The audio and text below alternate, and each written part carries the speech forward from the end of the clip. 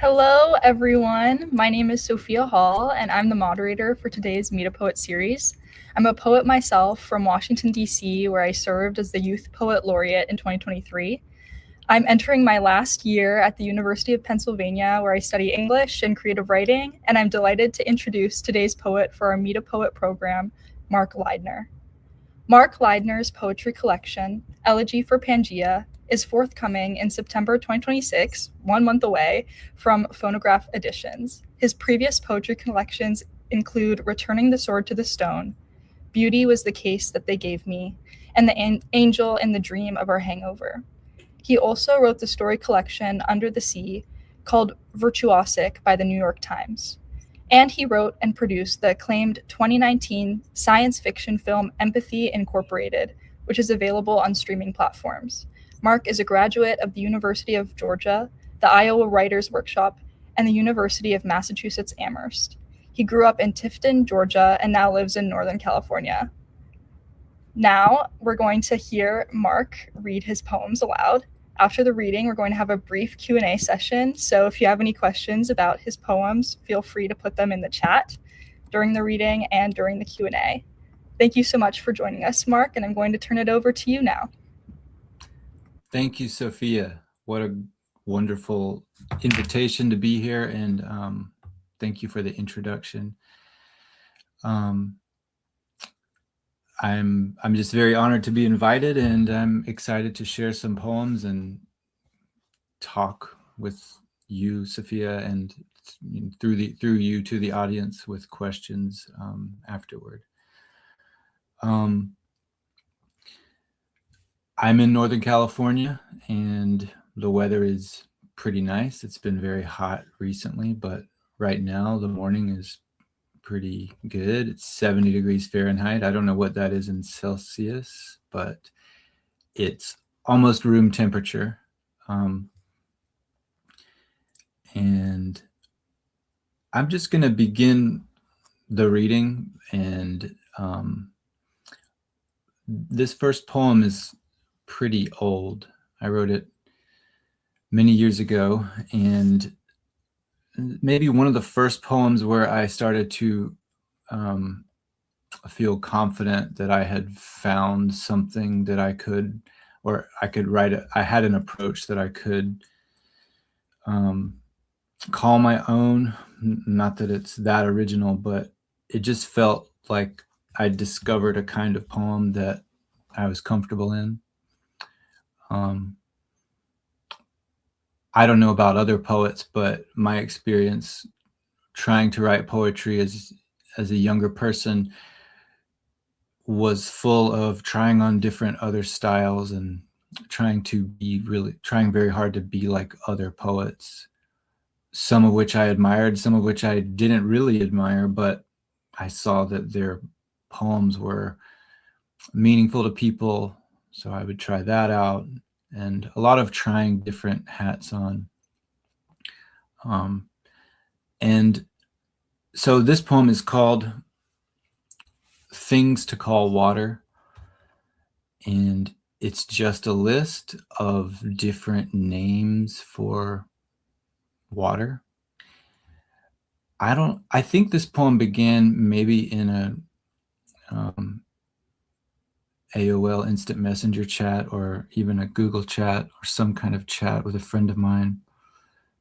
And we were just going back and forth trying to come up with different nicknames or funny ways, or funny or silly or absurd ways to refer to water. And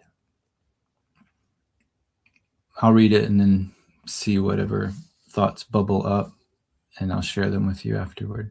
Things to call water. Void soda. Friend of the cup. Idiot's vodka. Fool's oil. Pipe sap. Tap wine. Faucet gumbo. Boiler's tool. Baby of snow. Steam's mom. Hot dog blood. Cannonball shrapnel. Diver's excuse. Island Ender, Navy Gravy, Torpedo Media, Dances with Eels, Senor Osmosis, the artist formerly known as Ice, Drowner's Woe, World Launderer, Arsonist's Boycott, Cousteau's Milieu, Hydrophobe's Gut Check, Intern at the Cistern, Tempest Gristle, Odyssey Sauce, Hemisphere Paint, The Ghost in the Sauna, The Condensed Mists of Time, Zodiac Milk, Casino Preserves, Stork's Anklets, Periscope's Necktie, Rowboat Wingspan, Catfish Litterbox, Starfish Cathedral, Turbulent Skein, Stream Bacon, River Luggage, Crystal Chowder, Geyser Sperm, Thin Wind, Myrrh Air, Loose Frost, Dank Fire, Blue Flower.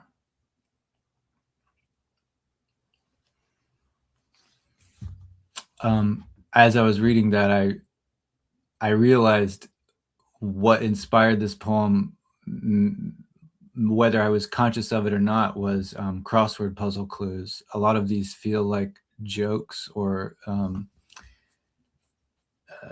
satires of the kind of clue you get in a crossword puzzle. Maybe about 2 or 3 of these, if I saw it in a crossword puzzle, I might guess water. But I think this kind of brings up the sort of epiphany that writing this poem gave me early on in my writing career. And that was that there's all these other contexts in which we encounter language, like a crossword puzzle, and trying to, and when I was in high school, I worked at a fast food restaurant, and my manager, a man named Keith, he introduced me to the crossword puzzle, and this is what he did during downtime when we weren't cooking burgers or frying French fries or whatever, or cleaning. And he would always be doing the crossword puzzle. And I had no interest in that until he showed me, hey, you should try to do a crossword puzzle next time you're bored at work. And he taught me how to do crossword puzzles and how to be interested in them. And I became very obsessive with doing them, and did a ton at work. And then I would, went to college and did more crossword puzzles in spare time. But the way a crossword puzzle clue uses language was absorbed into my brain. And it wasn't until years later, when I was trying to write a poem and failing to write anything that resembled other people's poems, that I kind of leaned into this other thing outside of poetry and wrote a list poem that uses this non-poetic context. I'll say one more thing about list poems, because I have written many of them and thought a lot about them. One thing that I love about them is that when you're writing a regular poem, I personally get so anxious about whether the lines are correct, or whether the rhythm is working, or the alliteration, or the lyricism, or if I'm making an argument, is the argument thoughtful and meaningful, or are all the elements working together? And that can be very hard. It's hard to do that. So list poems kind of throw everything out, and instead of trying to grapple with meter and lines and stanzas and lyricism and imagery, you still use all those things, but it simplifies them. Because if a single item on the list is interesting, then that's good enough, and you can move on to the next item. And how they work off each other can help, individual lines gain more interesting meaning. I was also inspired as a kid. I read a lot, and I didn't watch a ton of late night television, like late night TV shows, specifically The Late Show with David Letterman. I would often try to stay up to watch it, and but my parents would buy me these books that are based on David Letterman's top 10 lists, and I think that also worked its way into my brain.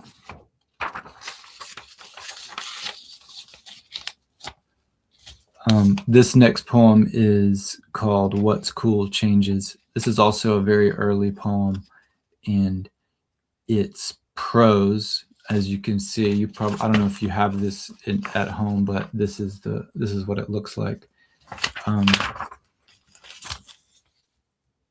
So again, not really a poem. Again, this poem and the previous one are early poems where I'm really trying to come up with something that's easier than writing a quote normal poem and just riffing on an idea in prose or in a single paragraph. It's liberating not having to worry about line breaks. This poem is also, I guess I should read the poem before I talk about it. So let's try that. I think I talked about the previous one too much before I read it. What's cool changes. Probably 9/10 of people mistakenly believe they are cool. They probably believe themselves to be part of some sort of cool movement. They think that what they think is cool really is cool. But I've got news for them. It's not. It's incredibly lame. And what's lamer than somebody thinking they're cool when they're not? Not only is that thing that they think is cool lame, but that in itself, thinking you're cool when you're lame, is lame. It's the lamest thing of all. The irony is, I imagine the lamest person in the world thinks he is not only cool, but is the coolest, believing himself to be the very essence of cool. For a moment, the irony of that is cool. How he thinks he's so cool, yet is so lame. Not for long, though. Even now, that irony is already becoming lame. Wait a moment. Now it is fully lame, so that anyone still thinking that was cool by this point, even though they were very cool at the beginning for thinking it, and the first person to think it was, briefly, the coolest of all, now they are all very lame. And if the first person is still holding on to the coolness of that, and you know who he is, then he's the one time is made the biggest fool of, because his luck or skill at being first to think something that was briefly cool to be cool has brought him nothing but the shackles. Shackles in the form of an overpowering urge to hold on to something long after its coolness has been spent, earning him the dubious distinction, lamest of all. What people don't realize is what's cool changes. It's a moment-to-moment, day-to-day proposition, and only the people who realize this are cool. As soon as that is said, however, what's truly cool becomes permanent again, so that only those people, the people who've believed in the permanence of coolness all along, are in the end redeemed. Soon, however, even that will change. It has already. Now, those and only those who believe what was originally cool is still cool, but not really, and are willing to alter their entire belief structures to keep pace with what's cool as it changes are, in the end, and all alone, completely cool.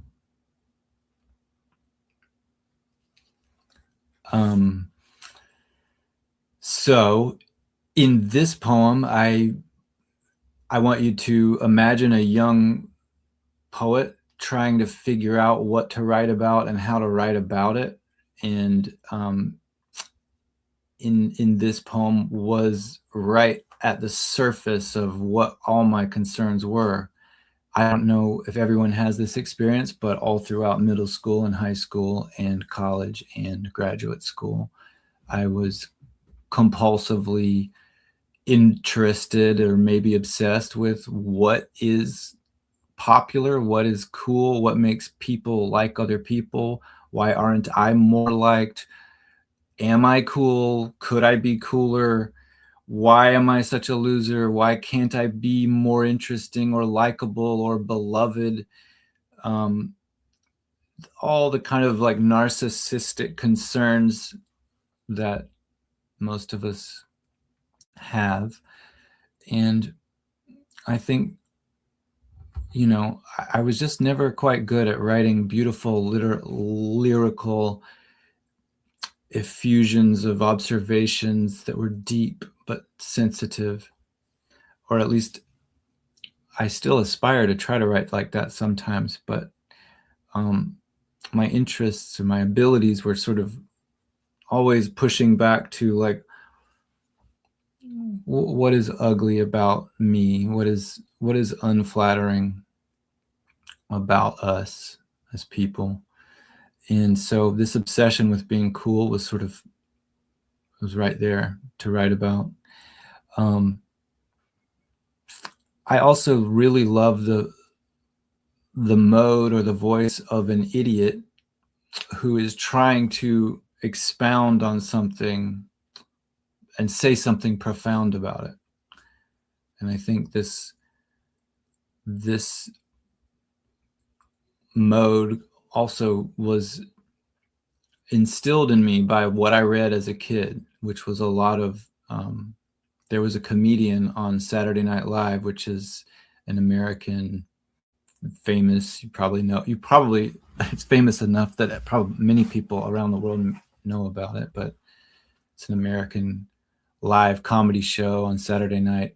And in the 90s, there was a writer named Jack Handy who would write deep thoughts, and they would just appear on the screen as Deep Thoughts by Jack Handy, and then it would be a very idiotic, preposterous thought masquerading as wisdom.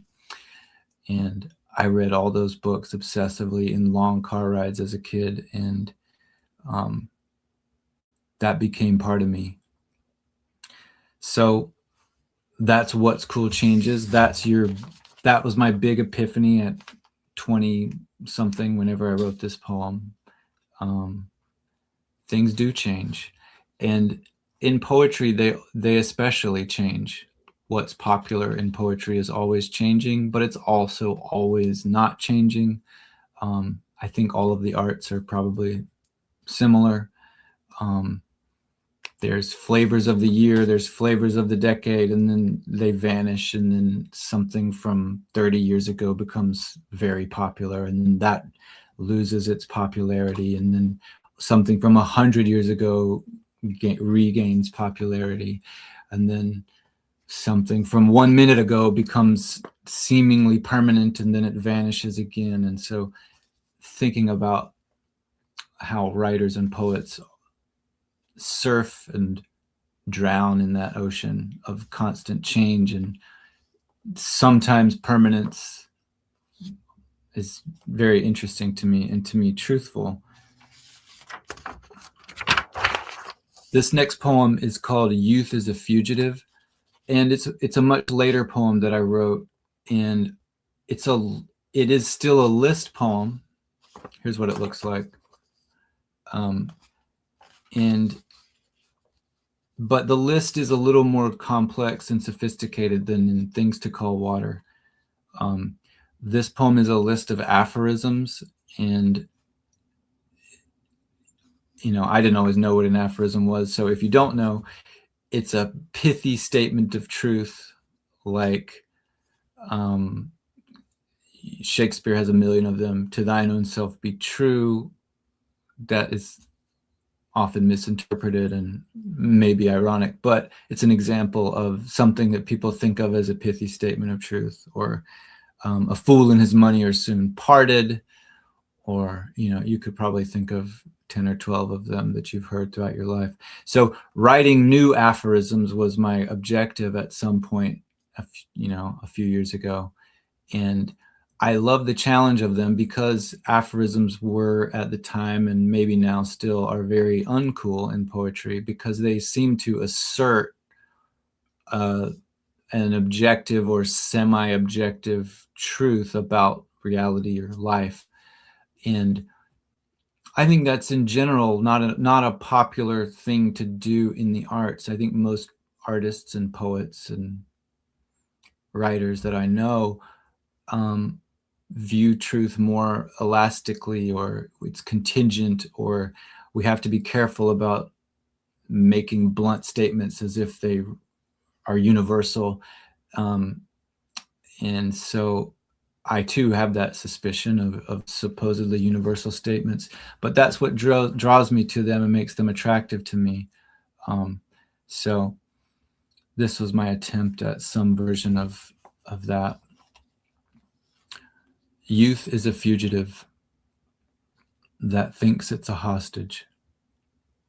You know the labyrinth has 2 exits if you can feel the wind. Hell is an orgy of everyone you know. Heaven an orgy of strangers. Just the faint glimmer of the possibility of love instantly gerrymanders your entire past. An exotic analogy to which no one relates, but to which people wished they related, will always out-circulate an actually apt analogy to which people actually relate. A child surprised that a neon sign isn't hot the first time they touch one knows how it feels as an adult to achieve one's goals. The amount of muffin left stuck to the wrapper when you open it is the percent of your childhood that was the way you remember it. Crime is a dream justice has when it sleeps. Boredom is the cruelest aphrodisiac. All you need is love to have a home in every moment, and all you need is poetry to have it be a mansion.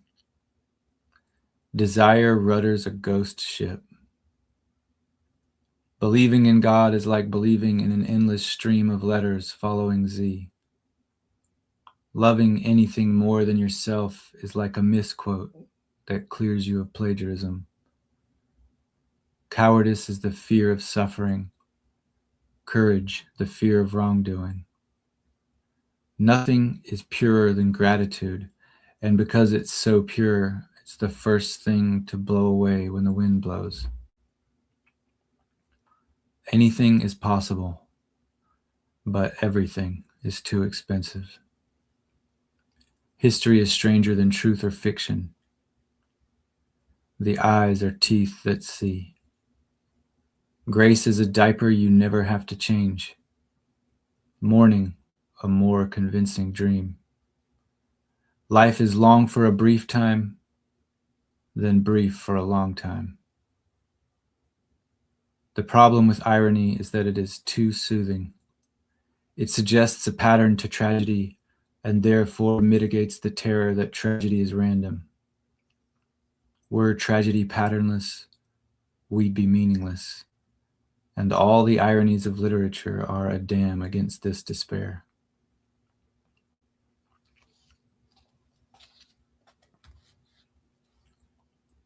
So in this poem, I'm picturing my own, I'm looking back on just with these 3 poems we've read, I'm like tracing my own growth as a writer, from someone who is fully confident that he has nothing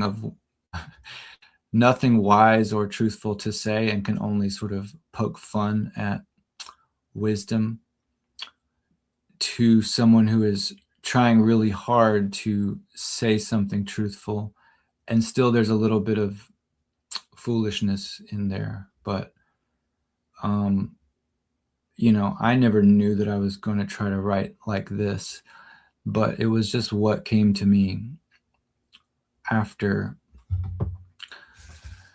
I guess I got tired of writing more joke based or fool based poetry only, although I still love that, and I think all my best poems are mostly that. But this poem also kind of came out of Twitter. I think the internet had a lot to do with it. When Twitter came out in 2008,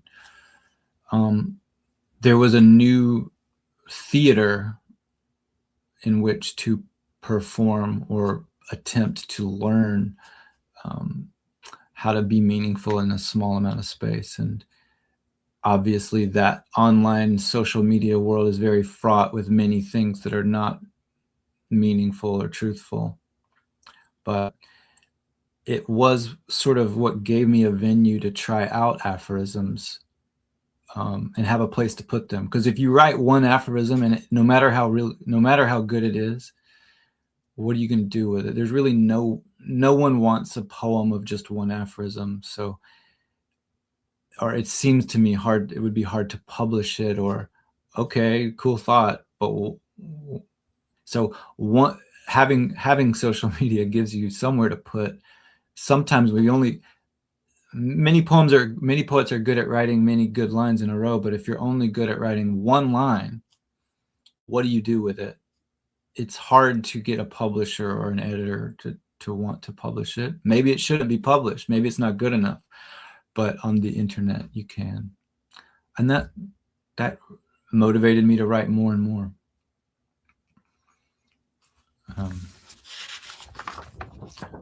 Now, those were some longish ones, but these are going to be short. This is a very short poem that I wrote maybe 5 years ago, just called Church. Whenever I go back to church as an adult, I gnaw a little on the pew in front of me, like I'm a beaver trapped in human form. And the wood tastes exactly the same as it did when I was a child, and I am comforted. I don't know. I mean, this poem comes from real life. When I was a kid, I went to church. I grew up Catholic, and I did gnaw on the pews in front of me. And I very, very vividly remember the flavor of the wood, and the whatever lacquer was on there is probably terrible and disgusting. And I remember for years afterward, you go to the church in my hometown, there's teeth marks all over those pews. Something about them, they're just so appealing. It's like, where does that impulse come from? I don't know. But you go back to church as a grown-up and you see it's not the exact same wood, it's not the same pew, but still smells the same. I don't know that I actually bit a pew when I was a grown-up, but I may have, I don't know. But I had the thought, at least, and I wrote about it as if I had done it. But the thing is that they are the same. And I guess the idea with this poem is that there is comfort in familiarity, even if you go back to something that you grew up with, even if your perspective on it changes, there are these formal patterns that just seep deep into you. Maybe for others it's discomfort, but for me it is comfort. This poem is also extremely short, and I'll just read it. Opening day. If they ever really did clone dinosaurs and build a real Jurassic Park, it would be funny if a tiny little asteroid arrived and destroyed only it.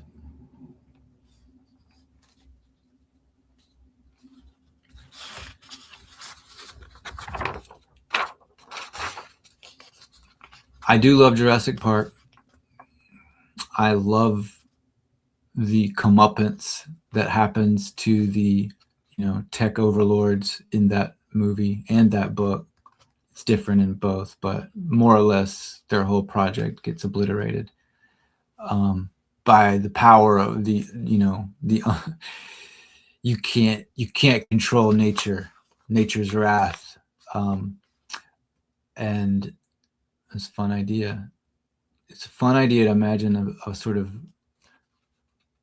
wild-eyed visionary billionaire building a real Jurassic Park, and just to have nature or God or whatever, just like a little tiny little pebble of an asteroid, just be like, nope. I don't know why that's so appealing to me. Although I would love to see real dinosaurs. Don't get me wrong. It's not like I'm not conflicted.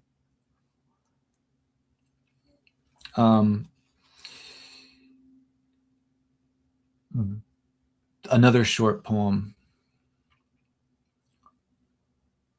that's more recent. This is called Business Plan.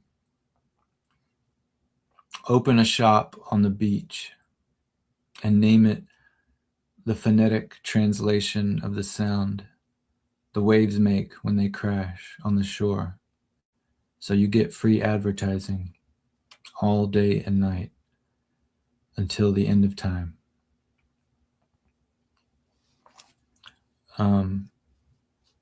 Maybe a similar idea with Opening Day, the previous poem. It's like these sort of ambitious business ventures and how absurd they are, or I like exploring that idea. When I was living in Massachusetts in Northampton as a graduate student, there was a crosswalk in downtown, and for the visually impaired, it had like a loud sound that would be like, it sounded like a cuckoo clock every time you were allowed to walk across the street, so that if you couldn't see the light signaling that it was okay to walk across the street, you could hear it and know that it was okay. And the sound was like boop, boop, boop, boop, really loud. And if you were anywhere near that intersection downtown, you could hear it very loud all day long. And I don't remember if somebody else had this idea and I stole it, or if I had it. I think I had it, but possibly I didn't. But the idea was that if you could put a store on that, if you could open a business on that corner and somehow name it the phonetic translation of that sound, boop, boop, it would be like every time someone heard it all day long, it would just be like an auditory advertisement for your business for free all day. And I tried writing that poem about that actual intersection, and then it was too complicated to explain the crosswalk and the sound, and something was missing. And I think I just was like, what else makes a sound all day? Oh, the ocean. That's so much more poetic. I can just say, open a shop on the beach. I don't have to explain. It's just less complicated version. And I think that's how it became this poem. It's way better, I think, than it used to be.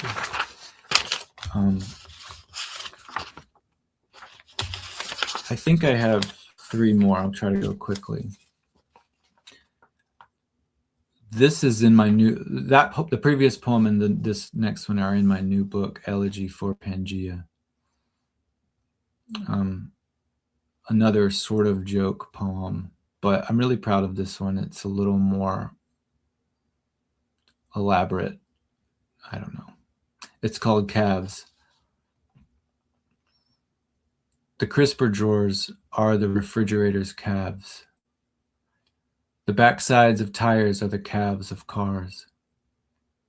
As high as the mist ascends, from where the white cords of falling water plunge into the lagoon, is how high the calves of a waterfall are.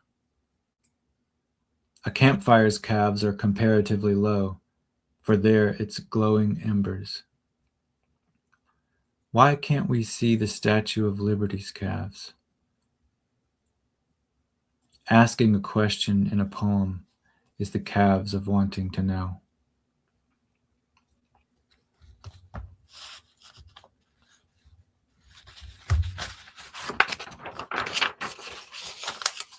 I think that poem began and remains interesting to me because it's just fun to think of if every object in the world had to have, if you had to identify where on that object is the calves of that object, then what would it be? There's not, it was, I tried to write more, that's as many as I could get, but it's not easy because It's an absurd idea.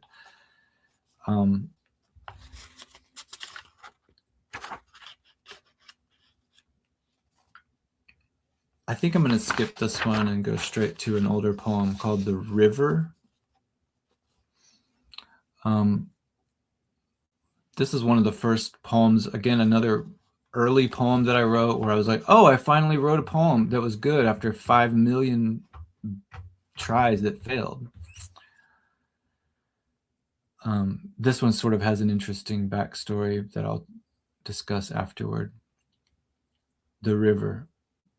The woman told me the saddest thing I'd ever heard. I told her I loved her because of what she had told me. Her expression soured. She warned me not to love her for her telling me that. She told me it was okay and maybe even good to love her, only not for that. I responded that I didn't love her for that exactly and that she'd misunderstood me. I admitted that why I loved her was related to what she had told me, yes, but only tangentially, and was that all right? She asked me to elaborate, so I told her that I loved her, not for the things she had told me, but for the courage involved in telling someone something like it, something that sad, which seemed to me to be a great deal of courage. And I told her I also loved her, though far less than for the courage part, although plenty still for the way in which she told it to me, which I explained had been, in all seriousness, eloquent and mesmerizing. She had a small build, and at that point she laughed like a flower, wilting and blooming. Her nose was in the center. I decided to show her the river. I picked her up in my hands and carried her, crisscrossing back and down through the steep and elaborate cragwork of the slope of the riverbank. When my feet were finally in the water, I looked at her and said, "The river is deep and fast, and it drowns many people. But I still love it. I still love the river," I told her.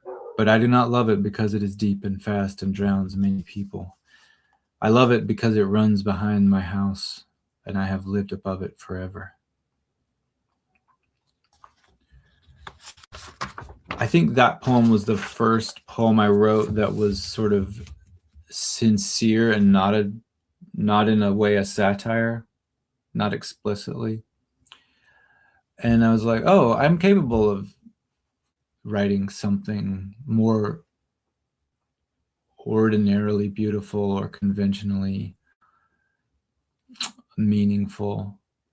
And unfortunately, the way I wrote it was I was in graduate school and there was a poem due at a certain time of day by whatever deadline we had. And I didn't have anything. I couldn't find anything. And so I just went into my computer and I think I just did a random search for a word. I don't even know what word it was. And this file appeared from a year or more before that. And it was, this poem was right in the file, all by itself, a single paragraph. And I didn't really remember writing it. And I think I must have written it one day when I was hungover, or in some other fog of despair, or some other state where I wasn't really paying attention to what I was writing. I was just dumping something out of my brain and moving on. So it was like a gift in that I don't really remember writing it. And I was, but when I read it, I was like, oh, this works, I think. But now I didn't know how to replicate it. That's the way it goes. The last poem I'll read is called "The Belt Not Taken." And this is also from my book that is coming out in September, Elegy for Pangea.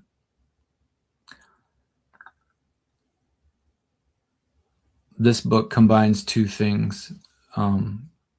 A very famous Robert Frost poem, "The Road Not Taken," that it is a parody of, I suppose, or definitely one, and video games, which I played a lot of as a kid. The Belt Not Taken. Two conveyor belts, both of which moved fast enough to be really scary. diverged in a metal fortress, and sad I had to travel either to reach the next screen over. Long I stood, looking down the first as far as I could, to where a bunch of metal blades suspended from the ceiling were slicing laterally across it on irregular time signatures. Then looking down the other, the way of which was more secure, for its swinging blades were fewer and timed as to a metronome. I took the conveyor belt with way more metal blades slicing across it. And although the damage I sustained trying and failing to dodge them almost lost me a life, and all the coins that I had gained fountained out of me indecorously. On the next screen over, where the belt deposited me upon a ledge high above the belt not taken, I came upon a treasure chest containing a rare and important upgrade that let me absorb more damage going forward and keep more of my coins. And that has made all the difference.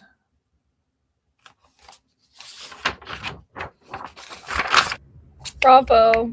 Thank you so much, Mark, for your words and your wisdom explaining the poems.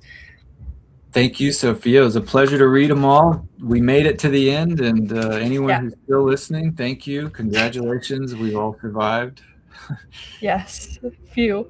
We survived listening to glorious poetry and like funny parodies, satire, and we even delved into the sincere, which this is a great retrospective of your work. I didn't realize that it spanned so much time.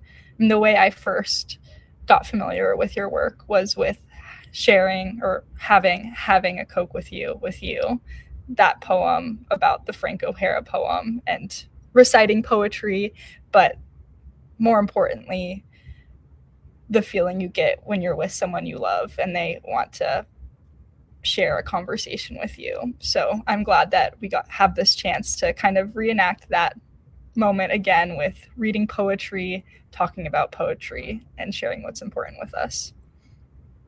Thank you, Sophia. I should have read that poem.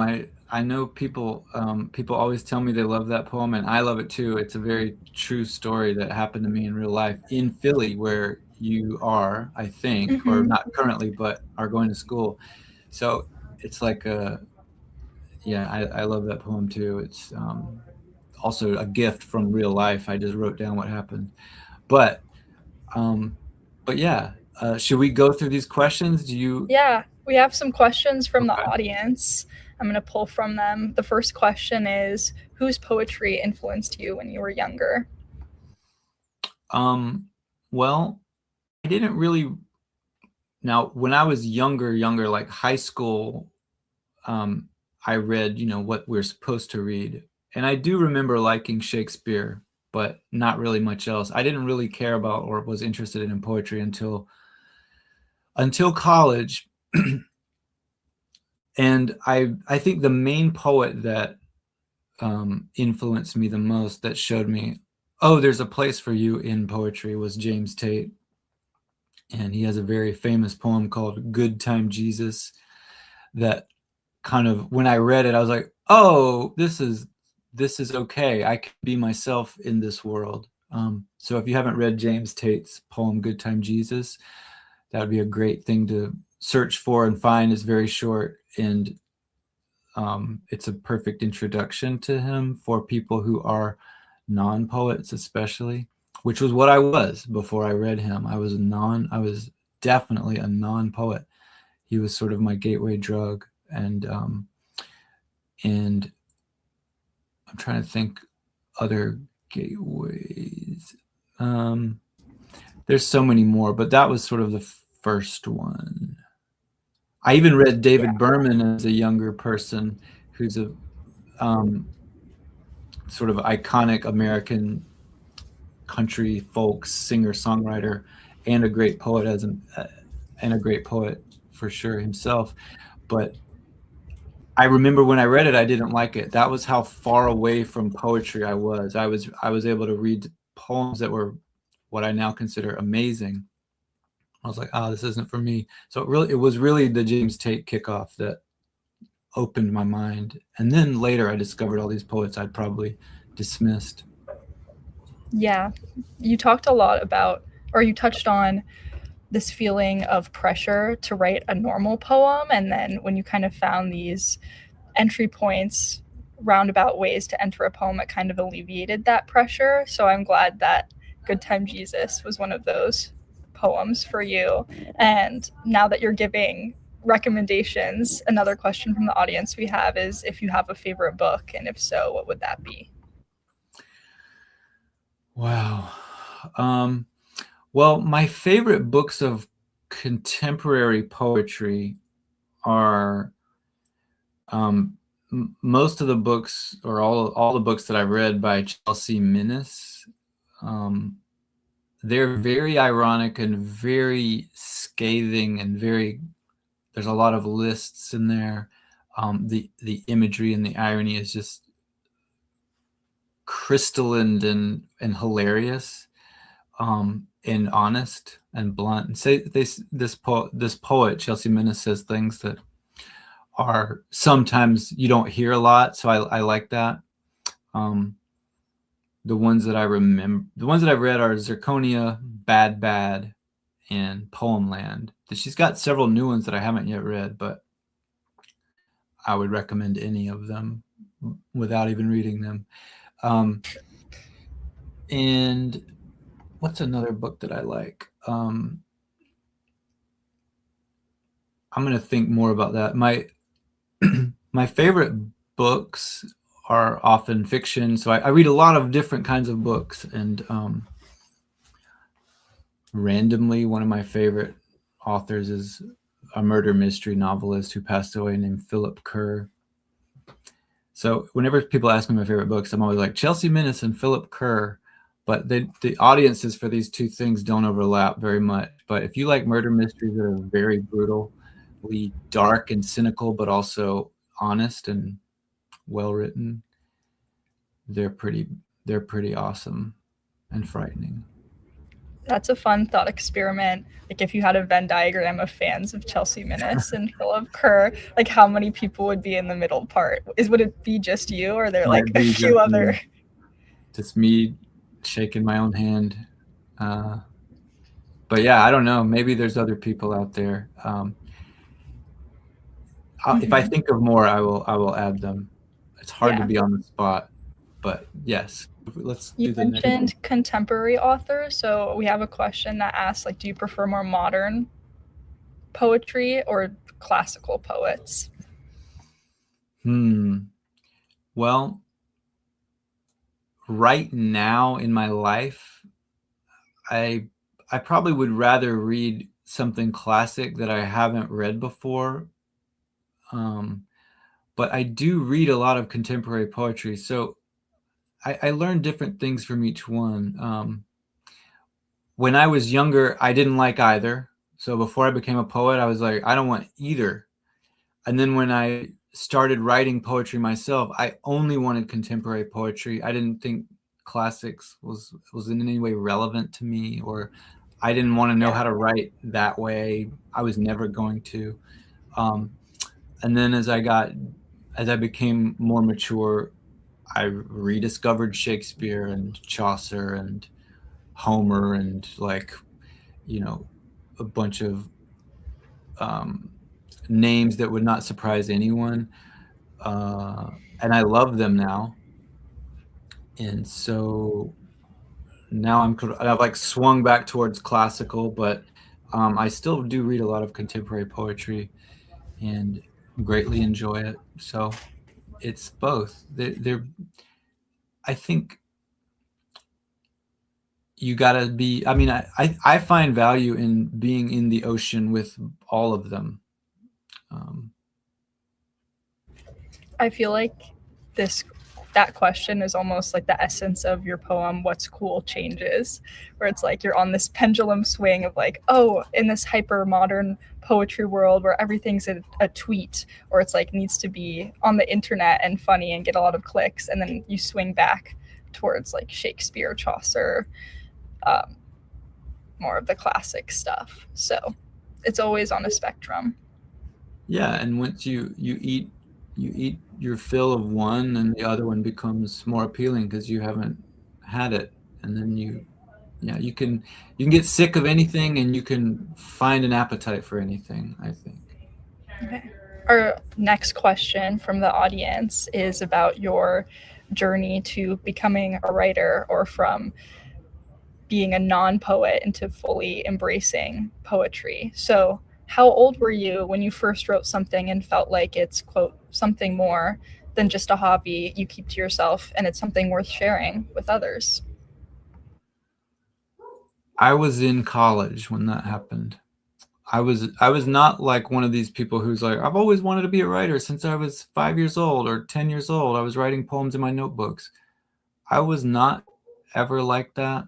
I loved to read when I was young. I mean, I read all the time, and I loved reading, but I never thought for even 1 second that I could be a writer, even though my dad was a writer and he was a journalist, and it just never occurred to me that that was a path for me. Um, and then so I was in college, and I I just took a creative writing class and saw my teachers, and I was like, wait a minute, you are a writer, and you have a job, teach, and all you do is talk about writing all day with other people. This is a possible thing to do, to be. So it was I was shocked. I couldn't What were you believe that. studying before? I was an econ major, and I was even in Oh, business. whoa. I was in the business school at the University of Georgia as a freshman or sophomore. I don't know, I think I was in the business school.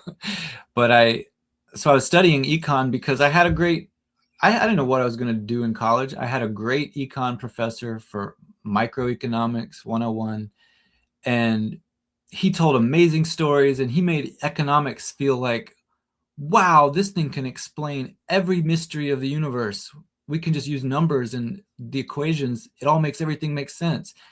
And it was like electrifying. Like, why are roads paved the way they are? And like, why are houses built the way they are? And how come the price of grain is this? And it felt like this key that unlocked everything. So I was like, well, this is what I'm going to do because this is great, and I'm okay at math. And then to get an easy grade, and I took a creative writing class, and by that point my economics classes had gotten a little hard. It was no longer 101. I was in like doing advanced math, and I was just getting really, I was like, oh, this is too hard. I don't want to be doing equations for the rest of my life. This is not fun. I've lost the magic. It used to be Yeah.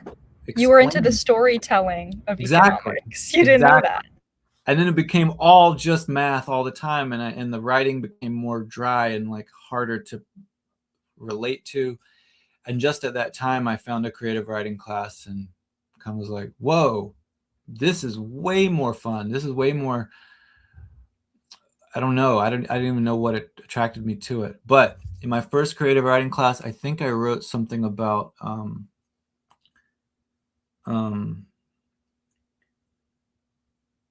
I worked at an office at the time, and I wrote something about paper. I was always like refilling the paper clips and like doing office supplies for this law firm that I worked in.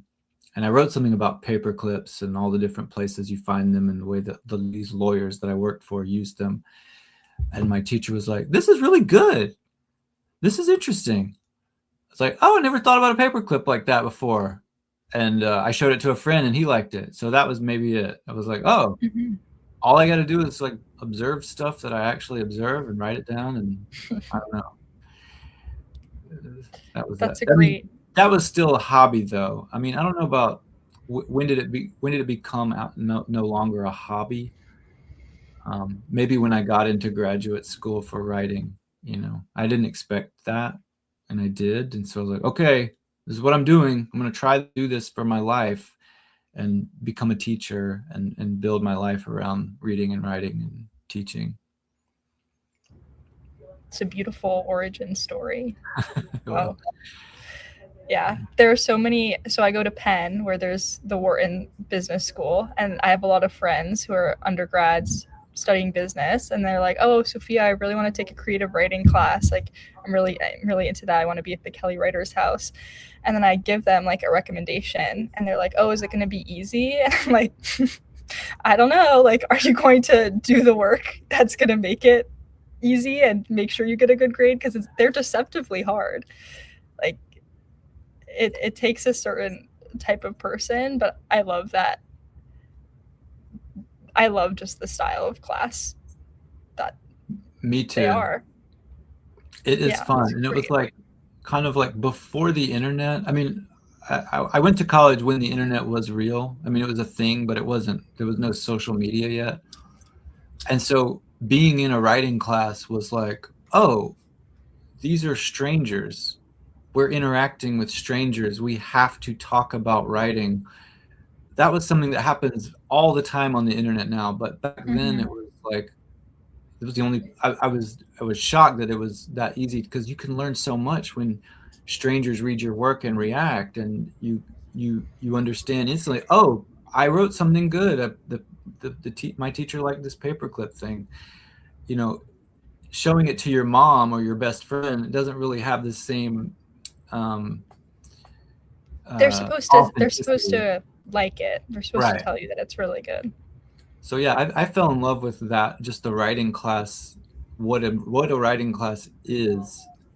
I was like, oh man, I want to take as many of these as I can, and I definitely didn't get A's in all of them. I mean, I did not get easy A's, so it Yeah. maybe one or two were an easy A, but after that it got harder for grades. I also really liked what you said earlier, how the internet is a theater. I don't think you just like the internet became a theater to like perform to share. But then I was like, whoa, the internet is like a stage. I don't know. Even when you were talking, it was poetic to me. Um, this and also I'm just curious about your writing routine and your habits, how you have sustained a writing practice from college and throughout your life. Like, what is a typical writing day or even like observation day look for you? Hmm. Well, my job, I work as an editor and a writer, so I get up, I clock in, I'm writing all day mostly. Um, so I often am like fitting in poetic work or like writing a poem or editing an old poem just as when I get burnt out on work, I switch over and do something, take a break. And so it's not, um, I think also as a parent of children and as a worker, and there's just like a lot of constraints on one's time as everyone feels. So I think when I was in college and when I was in school, I was much more rigorous. Like, here's my writing time, and I'm going to put in 2 hours in the morning or 5 hours in the morning or all day on this day. But now it's like it's just become part of the it's like, when do I exercise? When I can, whenever I can, I'll do it. I don't care when it is. I don't Yeah. have And enough just like time. exercise, it's necessary for your mental well Correct. being. For me it is. So it's sort of like whenever. Okay, everybody's already asleep. I'm the only one awake. I'll work on writing for a minute before I fall asleep, or oh, I got up early. I'm going to do it now, or I'm on a work break, or that kind of thing. Do you use like a laptop or do you usually handwrite? Man, I love handwriting. That would be my favorite, but since I'm already at a computer doing writing work all day long, I'm usually just doing it on my main computer in my office where I am now, which is also kind of like a kid's room, so it's a little bit of both. I don't know if you can see the background. There's like kids stuff. I It's tried to hide all whimsical. the toy boxes, but but yeah, I love writing by hand, and if I'm ever writing by hand, it means I'm either on vacation or like I've I've decided to completely check out of life and I'm just gonna take a break. I wish I did that more often because I just like it more. It's less draining and more. I feel like I'm a real poet when I'm in conversation with like the poets of the past and doing what they did. Somehow it feels better, but I Mhm. don't judge anybody who does it anyway. Everybody's different. Yeah. We have one last comment/question from the audience who says, Mark, that was absolutely stunning. The Navy gravy, the Starfish Cathedral, and other metaphors you distilled to pure essence. It's unlike anything I've ever heard. So, high praise from the audience, really responsive to your work. So, this person asked, what do you think of erasure poetry? Have you ever worked in that form? Like a lot of things, I've tried it all. I've tried erasures. I've written some. I think at one point I was going like it's certainly I've practiced it and I just, I'd find something I kind of like, but it it has not like latched on to me as like the way that I want to keep writing. At one point I saw this on Instagram, I think, and I tried it for a while and I enjoyed it. It was you take a page of text from any book and then you circle words on the page and then draw a line to the next word and sort of find random words in the page, sort of like a crossword, and you make a poem. You're not really erasing the rest of the text, but you're just circling the ones you want, and then you could share that on social media. I did that a few times and it was fun and interesting. And though I'm not like an erasure specialist, but I think it's cool if it speaks. I've read many cool erasure poems, but yeah, I've tried it. Yeah. It's always good to keep trying new Yeah. forms, always experimenting. Well, I can't believe we're already at the top of the hour. This went by extremely fast. I feel like I have so many more questions to ask you, but I'll end it with some praise instead. I just love Okay. how your poetry invites me and everyone else listening or reading them into like imagining what they would call water or how to write down the phonetic spelling of the sound the ocean makes or the beep boop is perfect. And even your poem Church, if it touches on something more of an essential truth and an actual truth, I love that it's like you find the holiness of church in the gnawing and instead of like everything else about church, the God. And then this poem becomes your confessional instead of actually being in the pew or doing confession. But yeah, I loved your poetry so much. This was incredible. Thank you once again for being here. Thank you, Sophia. Very, very thoughtful of you. Your moderation skills are excellent, and I appreciate what you just said about church and God and all the poems. So it's an honor to be read by someone so generous. Thank you very much. Thank you. And thank you to everyone listening in the audience. Have a great rest of your day. Bye. Take care.